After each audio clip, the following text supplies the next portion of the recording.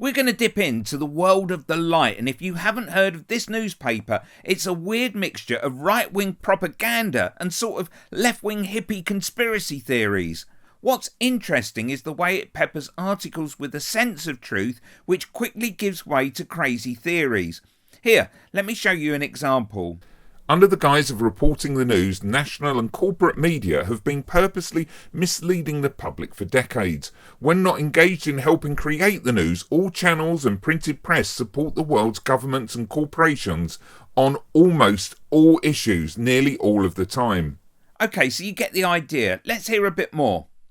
Not one journalist seems to question the fundamental basis for whatever hysteria is being simultaneously channeled into people's minds from every orifice of the media machine, and that should be a cause for concern for any free-thinking individual.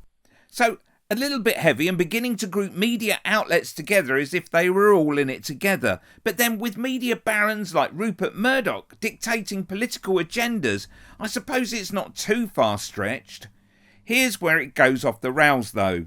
While the COVID-19 inquiry is now underway, there is little doubt the basic facts and evidence will not be covered, that flu, pneumonia and pretty much everything else was rebranded COVID-19 so the media could report frightening statistics to the nation to scare them into compliance with whatever was to come.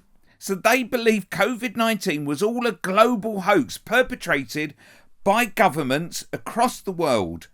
A scientific advisory group for emergencies, SAGE, document from 2020 notes how they will use the media to increase the sense of personal threat.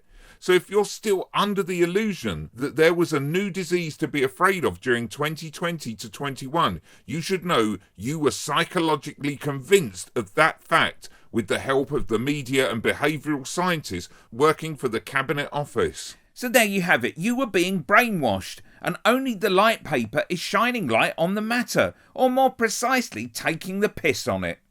Anyway, what else have we got?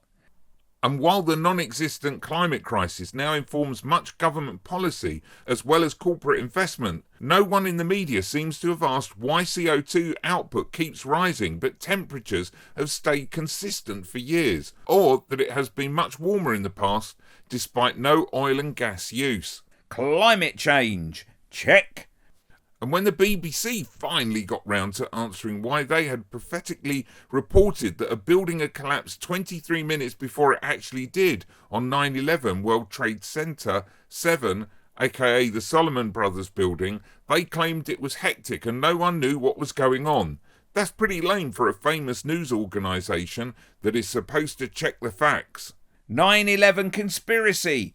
Check. Anyway, enough of that, but you get the idea. Make out our lives are being controlled by evil governments in league across the world.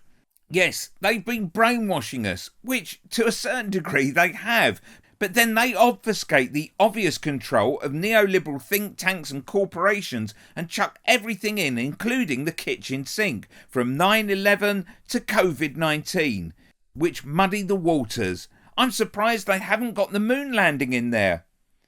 Click here for Reform MP Lee Anderson falling flat in the House of Commons.